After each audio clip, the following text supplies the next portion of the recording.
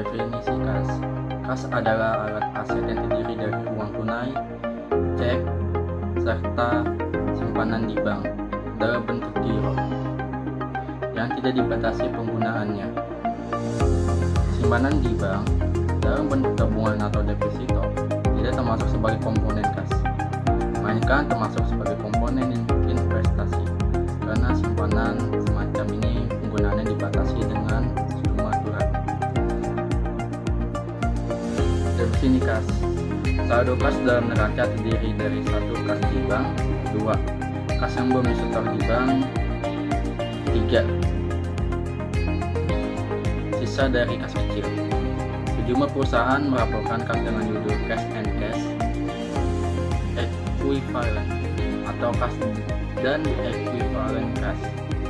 Cash equivalent adalah unsur-unsur selain kas, tapi equivalent dengan kas karena sangat mudah dikonversi menjadi kas. Contoh adalah investasi sementara pada instrumen keuangan. Secara umum, saldo kas dalam neraca relatif tidak material, karena kas adalah aset yang tidak produktif.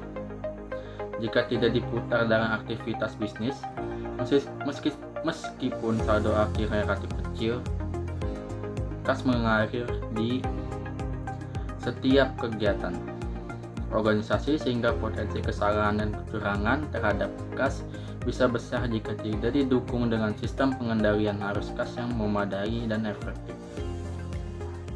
Auditor juga harus memastikan bahwa kas masuk dan kas keluar berhubungan dengan kegiatan yang bersifat legal, karena sumber dan penggunaan kas yang tidak legal dapat menimbulkan permasalahan yang mengganggu kegiatan operasional perusahaan secara signifikan.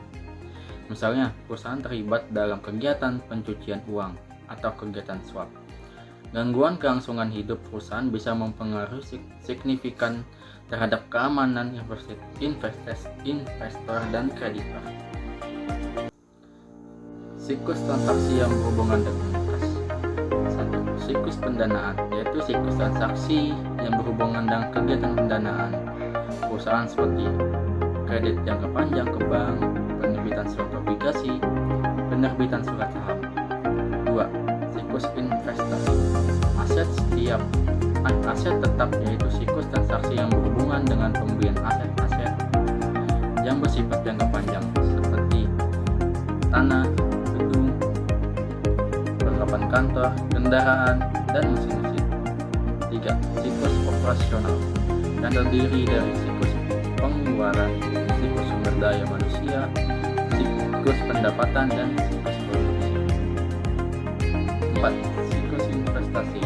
Instrumen keuangan, yaitu siklus transaksi yang berhubungan dengan pemanfaatan kelebihan dana dalam bentuk investasi dalam sekuritas obligasi, saham, dan sekuritas lain yang diterbitkan oleh lembaga atau perusahaan lain.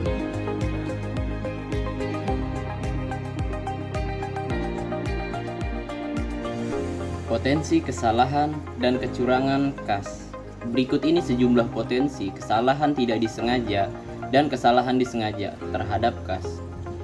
Yang ke-1, penerimaan kas tidak disetorkan ke perusahaan, disalahgunakan oleh oknum staf perusahaan. Yang kedua, kesalahan jurnal dan posting atas transaksi penerimaan kas. Yang ketiga, penerimaan kas berasal dari transaksi ilegal, misal dari suap.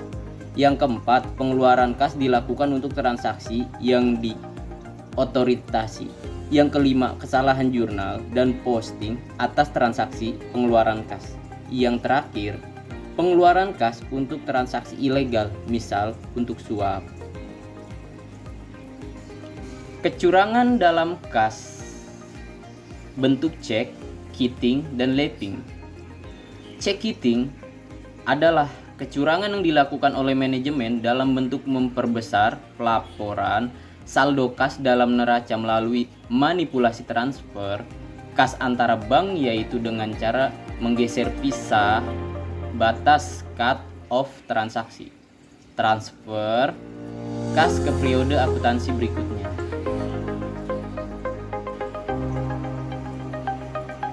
Kecurangan kas dalam bentuk cek, kiting, dan lapping.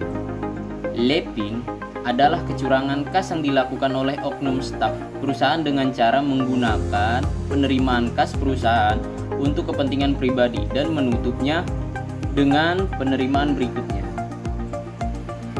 Selanjutnya yaitu prosedur pengujian substantif saldo kas. Dalam pengujian substantif saldo kas ada beberapa prosedur. Prosedur awalnya yaitu memahami industri bisnis dan bisnis perusahaan, meminta anggaran kas, meminta bukti-bukti transaksi, mencocokkan saldo awal kas ke kertas kerja audit tahun lalu, mengidentifikasi mutasi kas yang tidak lazim baik dari jumlah maupun sumbernya, membuat catatan atas temuan-temuan arus kas yang memerlukan investigasi lebih dalam. Yang kedua, prosedur pengujian analitis. Nah, pengujian analitis ini ditujukan untuk menguji kewajaran dengan data pembanding. Secara umum, jika saldo kas sesuai dengan data pembanding, maka dapat dibuat kesimpulan sementara bahwa saldo kas disajikan secara benar dan wajar. Cara pengujian analitis ada dua. Yang pertama, membandingkan saldo kas dengan saldo penganggaran, saldo tahun lalu, serta saldo kas rata-rata industri. Yang kedua, membandingkan rasio kas dari aktiva lancar dengan rasio penganggaran atau rasio tahun lalu. Yang ketiga, prosedur pengujian transaksi. Pengujian transaksi dilakukan secara sampling dengan tujuan untuk menguji validitas transaksi dan proses akuntansi antara penerimaan dan pengeluaran kas.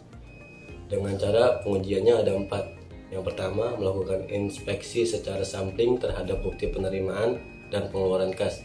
Yang kedua, melakukan tracing secara sampling dari bukti penerimaan serta bukti pengeluaran kas. Yang ketiga, melakukan vouching secara sampling dari debit dan kredit buku kas ke bukti transaksi. Yang keempat, menguji ketepatan periode mencatat transaksi atas transaksi penerimaan dan pengeluaran kas yang terjadi pada tahun lalu. Yang keempat, prosedur pengujian saldo akun. Tujuan pengujian saldo akun adalah untuk menguji eksistensi saldo akun kas.